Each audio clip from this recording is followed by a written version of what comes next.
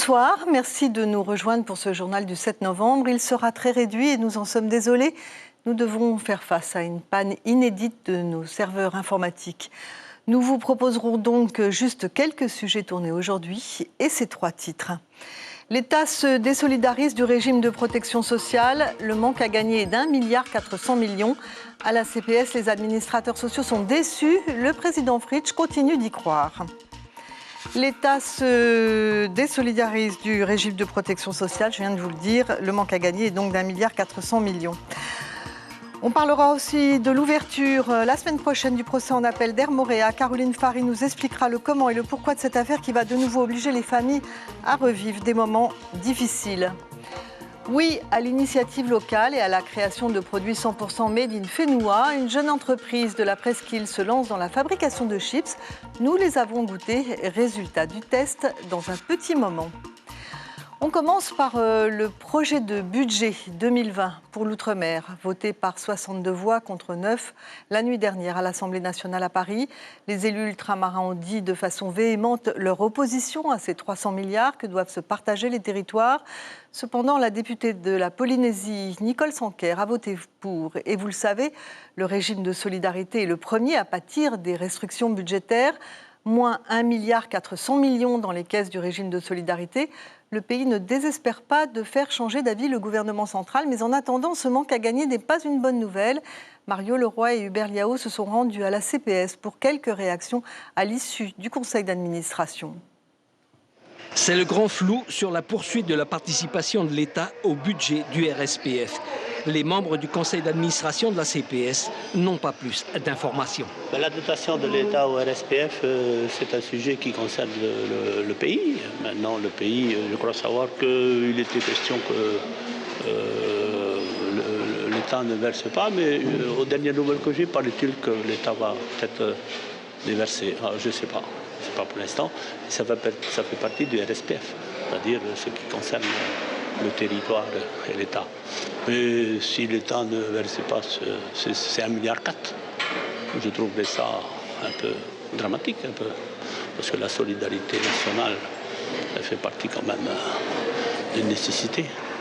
Pourtant, la ministre des Outre-mer a confirmé la fin de l'abondement du régime de solidarité de la Polynésie française par l'État. Pas seulement les salariés, c'est un peu tout le monde, mais bon, c'est pas le billet du pays. Et pas le billet du pays, c'est le peuple qui doit payer. Mais aujourd'hui, on ne sait pas encore si ces 1,4 milliard vont être retirés.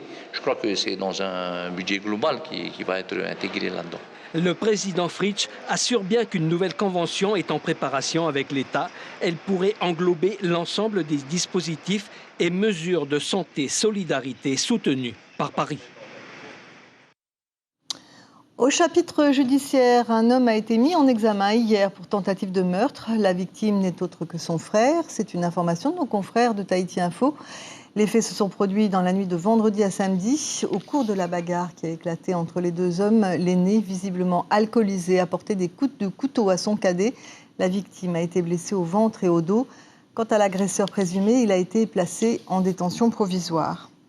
Et dans la Gazette du tribunal correctionnel, 3 affaires aujourd'hui. On s'arrête sur la première qui concerne un vol commis dimanche dernier au supermarché Venustar à Maïna. 2 hommes de 22 et 25 ans ont cassé le cadenas de l'entrepôt du magasin. Ils ont volé de la bière, du savon et du déodorant. Reconnus par les mouteuils qui avaient visionné les images des caméras de surveillance, ils ont été arrêtés dans l'après-midi. Le premier a écopé de 6 mois de prison et de 2 ans de mise à l'épreuve. Et le second récidiviste est parti en prison pour 6 mois ferme. On écoute tout de suite Maître Serran Jérusalemi qui évoque le cas du plus jeune des 2 hommes, un gamin décrit par le procureur comme triste et perdu. Les après-midi, il est livré à lui-même. Et dès qu'il est livré à lui-même, voilà ce qui arrive. C'est ce qui est arrivé aujourd'hui. Donc il faut qu'ils soient encadrés parce que le papa, la maman s'en est passé. Donc il faut qu'il y ait une tierce autorité qui intervienne et qui serre les boulons. Sinon, demain, ça sera... Nutania tatutu ad vitam aeternam. Qui a été interviewé par Florence Okeli et Marcel Bonneau. Le procès en appel du crash d'Air Moréa aura lieu du 12 au 29 novembre.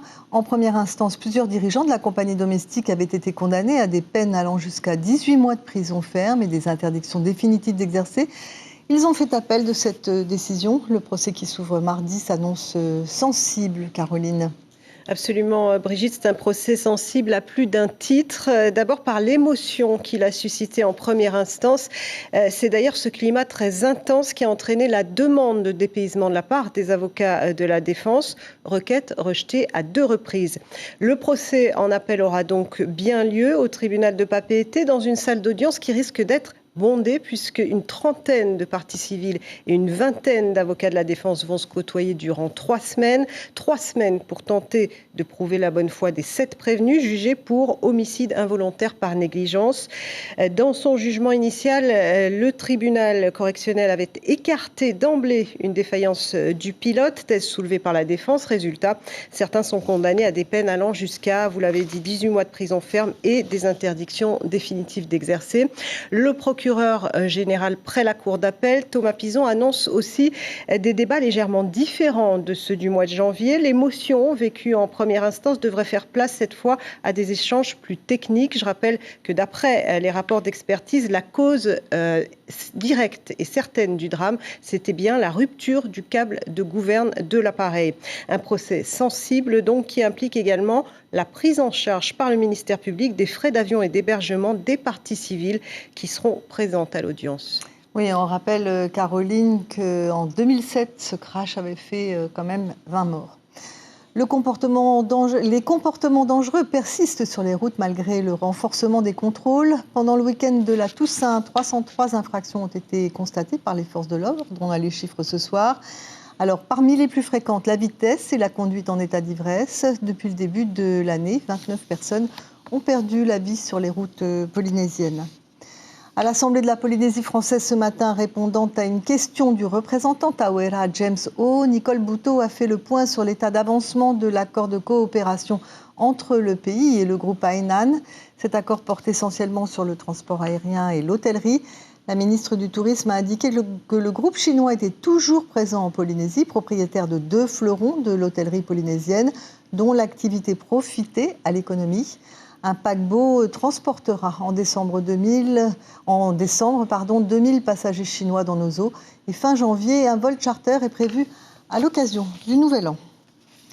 Plus légèrement, une initiative originale et craquante du côté de Taravao, des chips avec des produits locaux, taro, uru ou encore des carottes des Australes, mais aussi des fruits séchés du pays. Au lieu d'importer tous ces produits, une jeune chef d'entreprise a décidé de fabriquer 100% fénois. La notoriété arrive. Stéphane Ratineau, Nicolas Suire. Il a fallu tout inventer, jusqu'aux nuances colorées des paquets de chips, cette part visible de la marque qui doit emballer aussi bien le produit que le consommateur. Aoutia était aussi consommatrice, chips venus d'ailleurs, fruits séchés de l'Asie importés. Mazette, voici l'idée, produire local. Depuis 18 mois, le projet est une réalité. Uru, taro ou encore patates douces sont désormais l'objet d'une transformation artisanale. Une même destination certes, l'enchantement du goût, mais une autre sublimation, le caractère craquant du légume devenu chips. Elles sont géniales, elles sont bonnes et elles sont... Je sais pas comment on dit... Elles craquent Ah oui, elles sont croustillantes. Hein. Et tu pensais un jour, toi qui as une formation en cuisine, faire des chips Ah non, je ne pensais pas à faire des chips, je ne savais même pas que l'usine elle existait à la Presqu'île. Récolter local, transformer ici, une richesse à l'heure où le bilan carbone abîme la planète. 2 élèves du lycée agricole protestant sont en stage, une immersion comme un modèle à suivre. La transformation agroalimentaire est une manière de valoriser la production agricole. Cette jeune marquisienne y pense pour son avenir. Avec ma sœur, on aimerait bien ouvrir notre propre usine, mais pas chez nous parce que ça se peut pas. On ne sait pas si ça se peut faire là-bas. Et c'est une petite île. On préfère faire ici sur Tahiti. Donc on va goûter pour savoir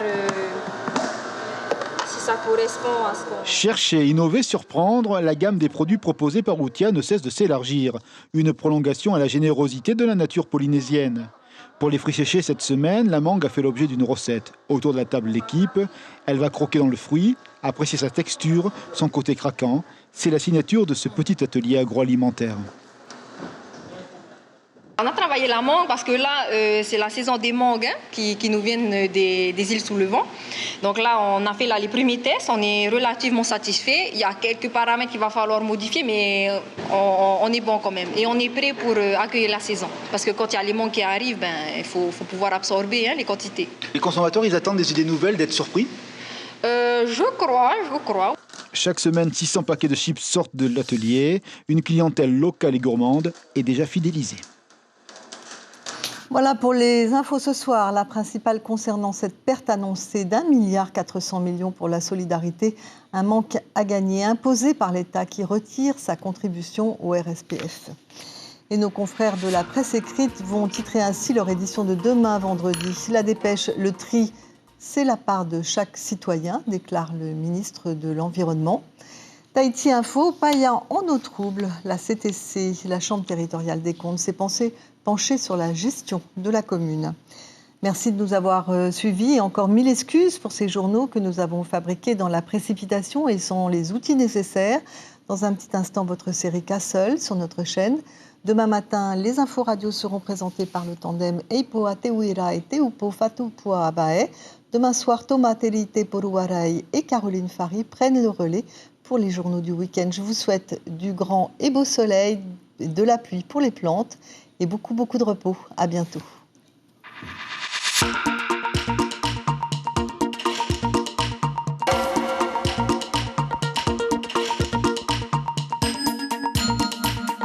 Retrouvez notre journal en replay sur notre site internet.